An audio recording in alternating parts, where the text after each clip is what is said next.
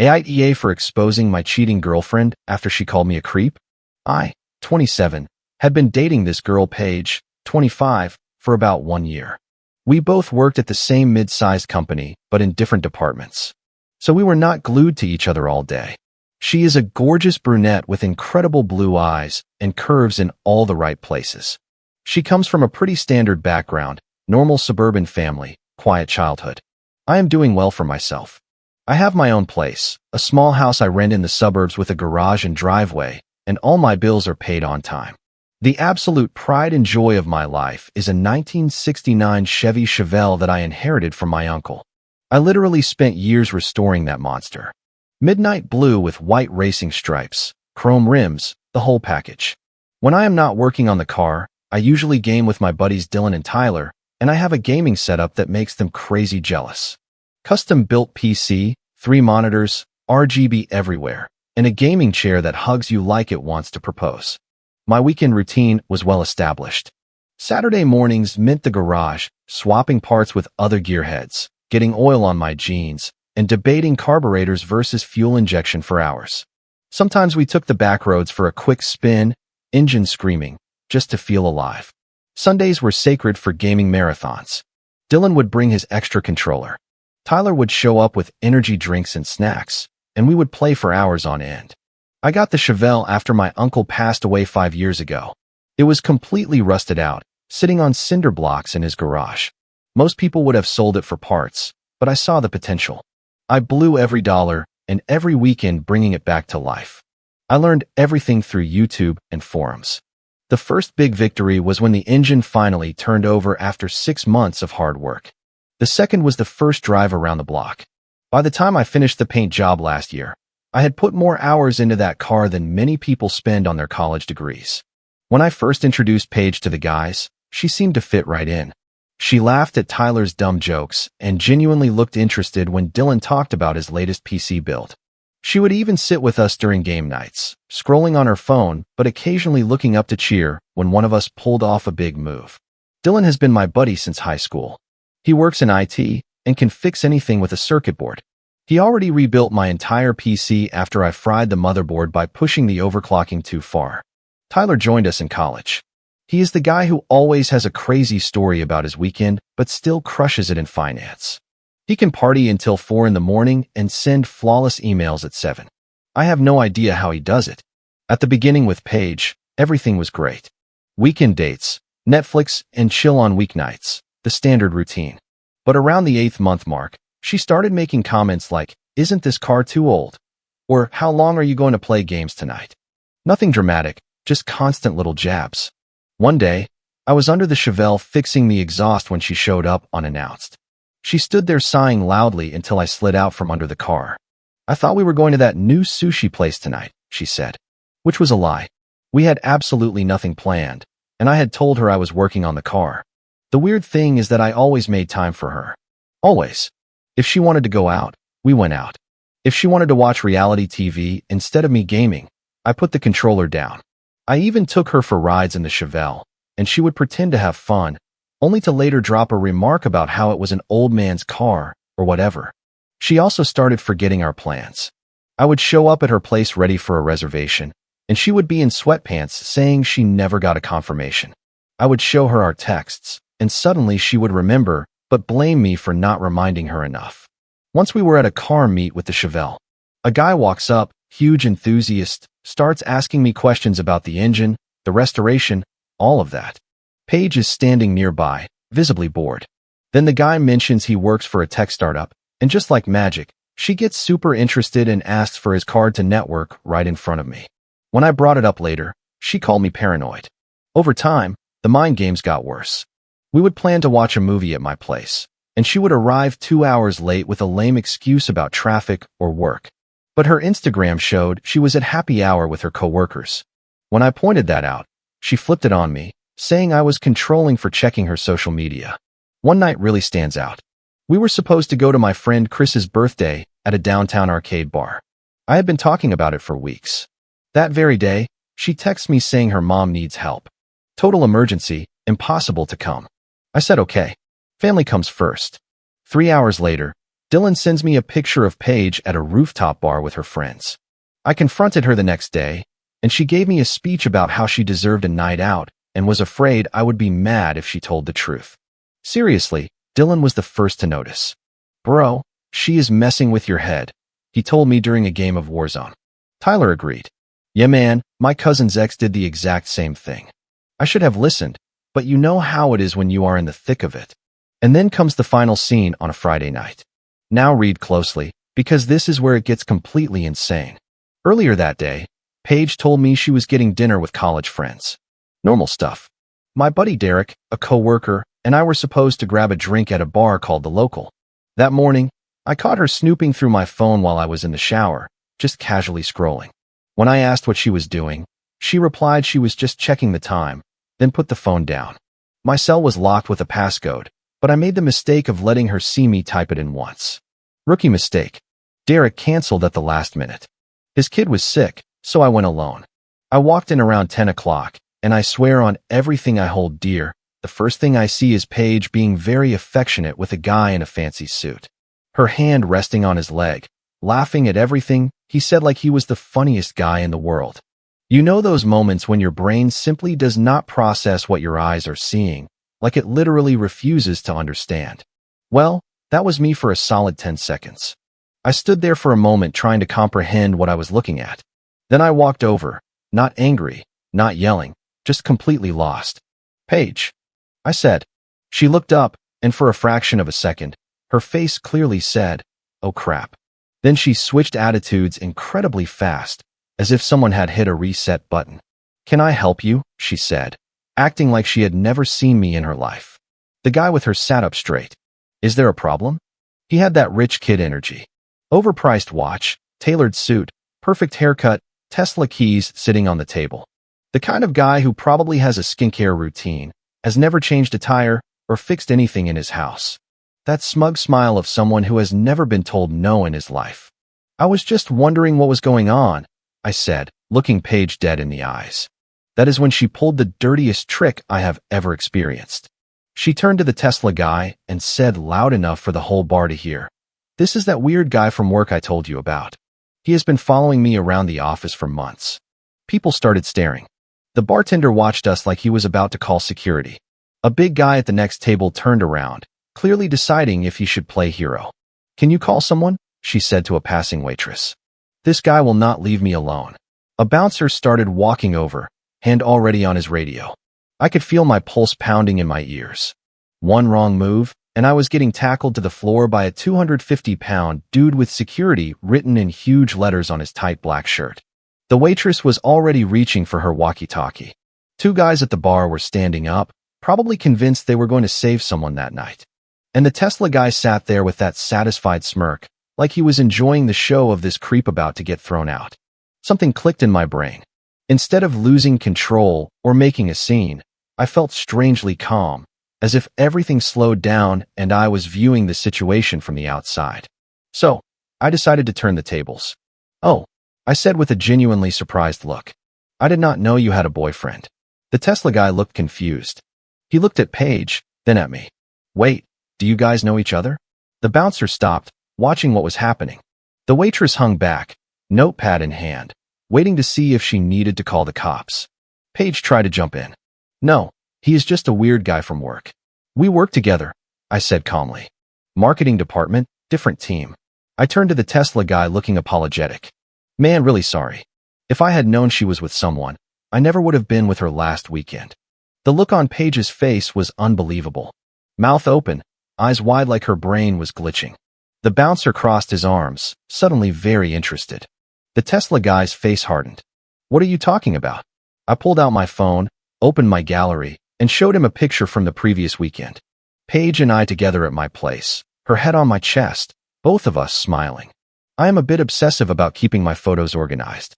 Tyler always makes fun of me for it.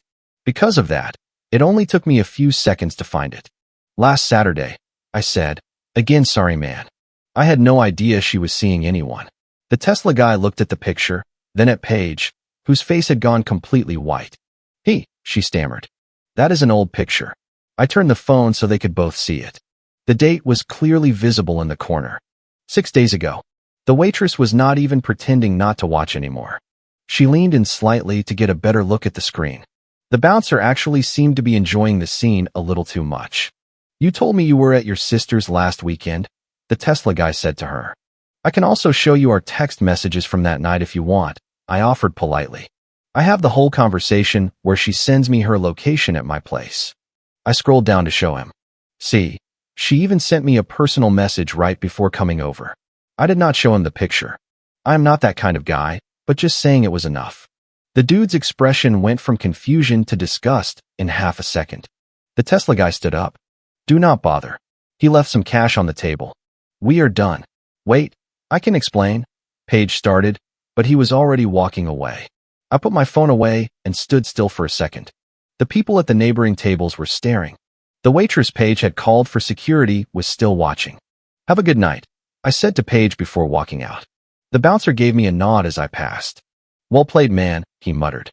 Heading toward the exit, I heard Paige start crying. Not quiet tears, but loud, heavy sobs meant to draw attention and pity. I did not look back. As soon as I got outside, I sent a text to our group chat with Dylan and Tyler. "You are never going to believe what just happened." Then I drove straight to Dylan's place where he was hosting a poker night. I blocked Paige's number that night and deleted her from everything. I did not care at all about whatever version of the story she was going to try to spin. She had shown me enough.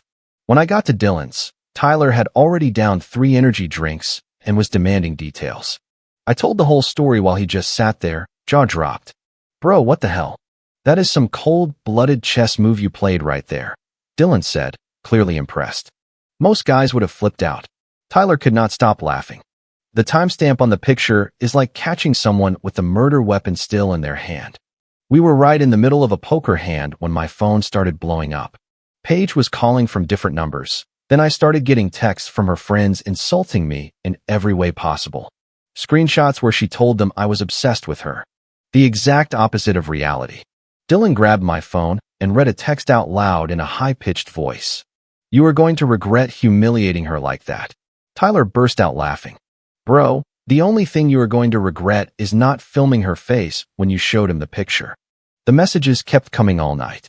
Her roommate texted to tell me I was emotionally abusive for exposing her like that. One of her buddies, a guy I had never met, sent me a fake tough guy message saying watch your back. Dylan and Tyler thought it was hilarious, reading each new text out loud with increasingly ridiculous voices. "How much do you want to bet she tells everyone you guys were on a break or some garbage like that?" Tyler said, tossing chips into the pot. "No," Dylan replied. "She will say he was just a friend and you overreacted." They were both wrong. The version she was spreading was that I had been stalking her for months, that we were never really together, and that I had photoshopped all the pictures of us. Completely insane. Monday, I got to work early.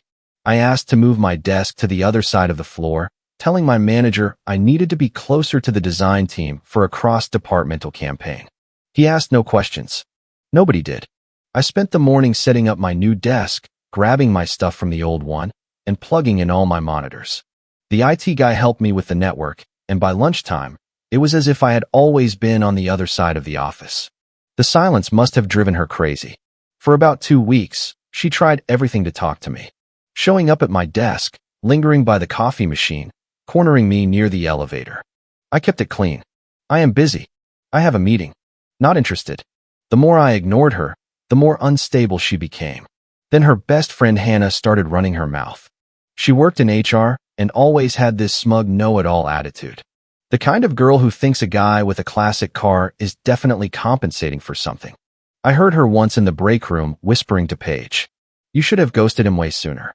That whole gamer thing is a massive red flag. Paige started scheduling fake meetings to trap me in conference rooms. One time I walked in and she was alone. "We need to talk about what happened," she said. I just turned around and left. The worst was when she tried to corner me in the parking garage after work. I was walking toward my car, keys in hand, when she stepped out from behind a concrete pillar like a horror movie villain. "You need to hear my side," she said, blocking my access to the driver's side door. I walked over to the passenger side, got in, locked the doors, and drove off while she was screaming behind me. One morning, I found a handwritten letter on my desk. For pages, front and back, explaining how I had misunderstood everything and how she was just trying to protect herself at the bar. I did not even read the whole thing. I took a picture, sent it to Dylan and Tyler with the caption LOL, then ripped it up. Tyler works in the same building but for a different company, and we sometimes grabbed lunch together. One day, he saw Paige trying to corner me in the lobby. "Man, she looks like she is about to pull a fatal attraction on you," he said after she finally walked away. "Do you want my cousin Joey to pay her a visit?" He was joking, I think. Eventually, Paige sent me a long email explaining that Spencer, aka the Tesla guy, was not serious, that what we had was real, and that she just panicked. I did not reply. I saved it, then deleted it from my inbox. It was not an apology. It was a panic signal. Dylan read it that weekend while drinking energy drinks and just shook his head. Classic. She is not sorry she did it. She is sorry she got caught. We were in the middle of a battle royale when my phone lit up with a text from an unknown number. It was a picture of Paige crying, mascara running down her face, with the text, "Look what you made me do." Tyler grabbed my phone, typed "new phone, who is this?" and hit send before I could stop him. We laughed about it for days. I thought I was done with Paige. At work, I stayed professional. No drama, no gossip. She sent her half-hearted apology email, and I ignored it. I thought it was over. I was wrong. Friday night, I was in the garage. The Chevelle was halfway up on jack stands, getting ready for a new audio system install and some wiring cleanup. Lights on, playlist in the background, hood popped open. It was peaceful. The kind of tranquility I spent years building. Dylan was supposed to drop by with some parts, and Tyler said he might swing through with snacks. I was under the dashboard trying to fish wires through a tiny hole, swearing under my breath because whoever designed this car in 1969 clearly did not anticipate a guy installing a Bluetooth stereo 50 years later. After an hour wrestling with cables and connectors, I finally secured the head unit and was starting to plug in the rest when my phone buzzed. Dylan said he was running late, but grabbed the auxiliary adapter I needed. Perfect timing. Then I heard a car door slam and someone pounding violently on my front door. It was Paige. She was screaming outside, calling me a coward, saying I had no right to make her look bad, yelling loud enough that the neighbor's lights started flicking on. Mrs. Miller, the next-door neighbor, even stepped out onto her porch in her bathrobe to watch the scene. I did not open the door. I did not even say a word. I just cranked up the music volume until she left. I was not in the mood for drama. Then I heard it. A loud scrape followed by a sound that meant nothing good. I went out the side door and froze. She was already in her car, speeding off. The Chevelle was parked in the driveway, coffee splashed across the hood, a smashed cup on the ground. And then I saw it. A huge key scratch.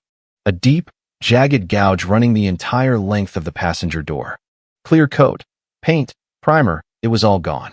I walked closer as if refusing to believe what I was seeing. My beautiful car. This girl had just crossed a line you do not cross, and she was dead wrong if she thought I was going to let this slide. It was not an accidental scrape. It was intentional, malicious, an ugly, jagged line from the front fender all the way to the rear quarter panel. The kind of damage that makes a car guy physically sick. I did not yell. I did not even speak. I just stood there with clenched fists staring at the side of the car. It was not just a vehicle. I built it, fixed it, earned it. And she came to my house thinking she had the right to ruin it because her little fantasy with a loaded guy blew up in her face. Right then, Dylan and Tyler pulled up. They looked at me, then looked at the car, and instantly knew something was very wrong. "What happened?" Dylan asked, examining the scratch like a doctor inspecting a wound. "Paige," I replied simply. Tyler shook his head. "Bro, she completely lost it. We are definitely in restraining order territory now. Look at this," I said, pointing at the damage. "Do you know how many hours I spent on this paint job? I had to match the exact original factory color. I had to special order it from a guy in Michigan who mixes it by hand. I laid down 6 coats myself." Dylan ran his finger along the gouge. She pressed hard. In some spots, it goes right down to the bare metal. "My phone," I said suddenly, running toward the garage. "Please tell me it caught everything." I went straight inside and pulled up the security camera footage. I installed the system last year after some guy tried to rob the neighbor. Best $200 I ever spent. And bingo, this idiot forgot I had cameras. It was all right there. Perfect view, clear as day. Her face, her car, The drink, the damage. The video even showed her pulling out her house key, the one I never thought to take back from her, and dragging it along the paint. Everything was recorded in high definition with night vision. Holy crap, Tyler said, watching the playback over my shoulder. She literally keyed your car on camera. That is criminal stupidity. The footage was crystal clear. You could see her park in my driveway, bang on the door, scream for 5 minutes, and then chuck her coffee at the car.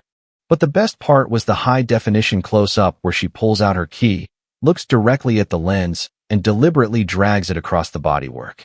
I could not have asked for better proof even if I wrote the script myself. I called the police and filed a report that same night.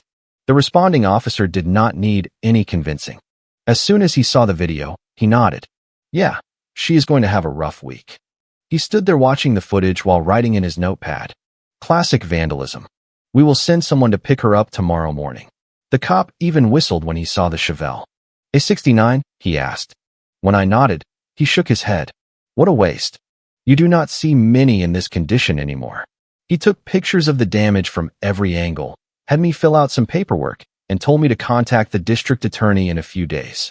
Tyler, who always knows a guy who knows a guy, gave me the number of a good lawyer just in case. My cousin used him when his neighbor cut down his oak tree, Tyler explained. He made the guy pay 3 times the value of the tree and forced him to plant a new one. He is solid. I called the lawyer first thing Monday morning. He listened to my story, asked what proof I had, and told me it was essentially a slam dunk case in both criminal and civil court. Keep that video, he warned me. Make multiple backups. Next step, HR. I drafted a formal complaint to my manager and copied human resources. I laid everything out. The public false accusations by a coworker, the escalation leading to the destruction of my personal property, the police report, and the video evidence. I let the facts speak. I attached the security footage, the police report, pictures of the damage, and screenshots of the texts she sent me after I blocked her. I used her own words against her. By Monday, Paige was gone. HR did not make a scene, but her desk was cleared out. Nobody made an official announcement. There was no need. I heard through the grapevine that security had to escort her out when she showed up that morning. Apparently, she claimed I set her up. The HR manager simply hit play on the video of Paige keying my car on the conference room screen and asked if she had anything else to add. According to my IT buddy who handles the meeting room hardware, she went from total defiance to completely broken in exactly 30 seconds. She started with the "he is obsessed with me" speech and ended up being walked to her car by security with a box holding her desk plants and pictures. She still tried to reach out after that. Texts from fake numbers, emails from random addresses. She even showed up at work once by mistake before getting escorted out again. "I am sorry about your car," she texted from a new number. "But you humiliated me in front of everyone." I just forwarded it to my lawyer without replying. 2 weeks after I filed the report, a detective called me. She had been officially charged with criminal mischief and vandalism. She was arrested, booked, and released on bail. The court date was set for the following month. Meanwhile, my lawyer filed the civil suit for damages. We had a detailed list of repair costs, custom paint, professional detailing, and even compensation for the time the vehicle was stuck in the shop. Then came court. I had all my documents, my receipts, and the body shop estimate to repaint the passenger side and fix the damage. I even had before and after photos. The judge did not take long to rule. Paige was ordered to pay every single cent. The judge bought none of her excuses. When Paige tried to say it was an emotional reaction to me stalking her, the judge simply held up stills from the security footage and asked, "Is this you deliberately scratching his vehicle after trespassing on his property?" Paige tried to argue that I emotionally abused her by humiliating her at the bar. The judge had zero patience for it. "So your response to supposed humiliation was to commit an act of vandalism?" she asked. "That is like saying someone cut you off in traffic, so you followed them home to slash their tires." She made a mockery of the car. She ended up paying to fix it. Dylan and Tyler came to court with me for support. After the verdict, Tyler just smiled and said, "Poetic justice hits differently." The judge ordered her to pay $3,200 for the repairs plus court costs. When she claimed she could not afford it, the judge set up a payment plan of $500 a month until it was fully paid off with interest. Walking out, Paige tried to confront me in the parking lot. "This is not fair," she said. "You are ruining my life over a stupid scratch." I replied, "Yep. That is what happens when you mess with my car. Back off." Then I got in my vehicle and drove away. Nothing more to say. Later that evening, I received an email from her with the subject line, "I hope you are happy." Inside, there was just a screenshot of her bank account showing the first payment of $500. I did not reply, but yes, I was pretty happy. That was several months ago now. Since then, everything is great. No girlfriend, no drama, no fake apologies, just peace. Work is going well. The campaign I was working on when all this started ended up being a huge success. Result, raise. Promotion, moved into a better office, more remote work, and I finally stopped eating depressing lunches at my desk. My new role came with a team to manage, 5 people reporting to me. I have my own office with a door that closes, real privacy, no more garbage open floor plan where anyone can walk up and bother you. The promotion also came with a nice bump in salary. Not life-changing money, but enough to finally afford some car upgrades I had been planning for years.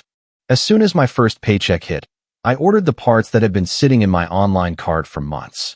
I invested part of that raise into the Chevelle. New sound system, reupholstered leather, full detail, paint matched and corrected, then a ceramic coating. It looks better now than the day I pulled it out of storage. The ceramic coat changed everything. Water beads up and rolls right off, and micro scratches practically heal themselves. It cost a small fortune, but every penny was worth the peace of mind. Plus, the midnight blue looks so deep you could dive into it. Dylan also helped me install a few engine mods. Nothing excessive, just drivability upgrades that make it purr like a big cat. We spent an entire weekend swapping out the carburetor for a more efficient model, upgrading the intake manifold, and adding a performance chip that boosted horsepower by about 15%. The day we finished, we took it out on a deserted stretch of highway past the industrial zone. We hit 110 miles per hour before letting off the gas. The sound of that engine at full throttle beats any music. Tyler recorded from the passenger seat. You can hear him screaming "dude" over the roar of the engine while the speedometer needle climbs. He posted the video online, and tons of gearheads asked for the build specs. I later took it to a classic car show in a neighboring town. Arrived early, parked next to a row of Camaros and Mustangs. By the end of the day, I walked away with a best-in-class trophy. The show organizer was an old-timer who has been restoring vintage cars for 40 years. He spent a good 20 minutes examining my engine bay, nodding his head in approval. "You do not see this level of craftsmanship much anymore," he said, handing me the trophy. My gaming setup got an upgrade too. New graphics cards, new headsets, bigger monitors. Dylan, Tyler, and I grind sessions on this new game after work.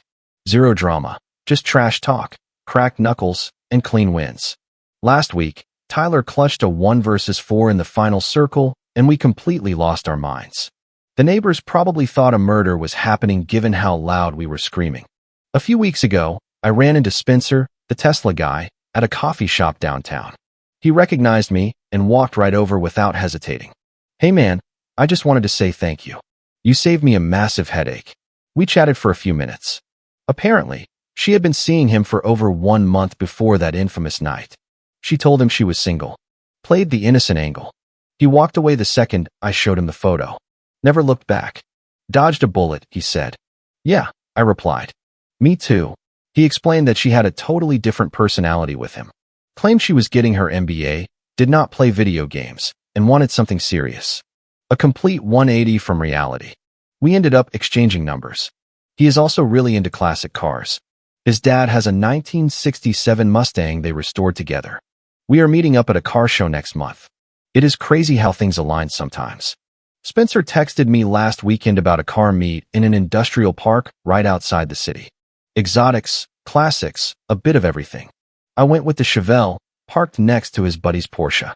People kept coming over to check out my ride, completely ignoring the $200,000 supercars nearby. That is the magic of classics. They have a soul that money cannot buy. I also started hanging out with a new crowd. There is a car club that meets every other Saturday at a garage on the outskirts of town. Guys who actually wrench on their cars instead of just talking about them. The first time I rolled up in the Chevelle, everyone gathered around like I had brought a supermodel.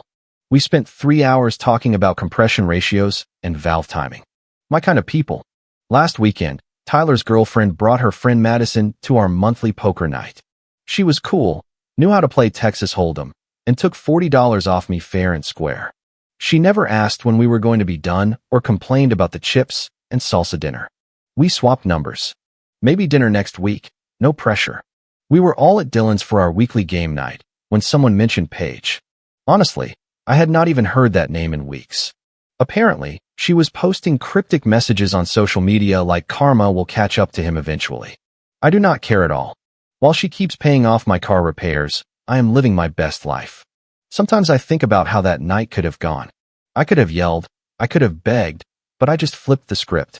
I let the facts speak, and when she came back full of rage, I did not match her energy. I hit her where it truly hurt, calmly, permanently. I did not need revenge. I just made sure she got exactly what she deserved. So that is my story. If there is one lesson to take away, it is this. Document everything, install security cameras, and never let someone make you doubt your own reality. And maybe never date a girl who thinks a Chevy like mine is too old. Edit 1. Well, no, I did not press for criminal charges. The civil trial and her getting fired were enough for me. I was not trying to completely ruin a life, just teach her a lesson. Edit 2. For those saying this is fake, believe whatever you want. I really wish it was made up. Edit 3. I read most of your comments, and I cannot believe how many people have been through similar situations. Dating nowadays is truly a war zone. Amen. Comment. Hey you. Thanks for hanging out with me through this story. I just wanted to say that protecting your self-respect is something I truly believe in. Setting clear boundaries in relationships has saved me more times than I can count. Choosing peace instead of getting pulled into the chaos feels so much better in the end. Taking responsibility for your own happiness is one of the most empowering things you can do. Showing kindness, even when it isn't returned, helps your own heart heal faster. I hope this encourages you to reflect on the connections you allow in your life. You deserve calm days and people who truly value you. Remember that walking away with your dignity intact is always a victory. Let's keep supporting each other to create more peaceful moments every single day.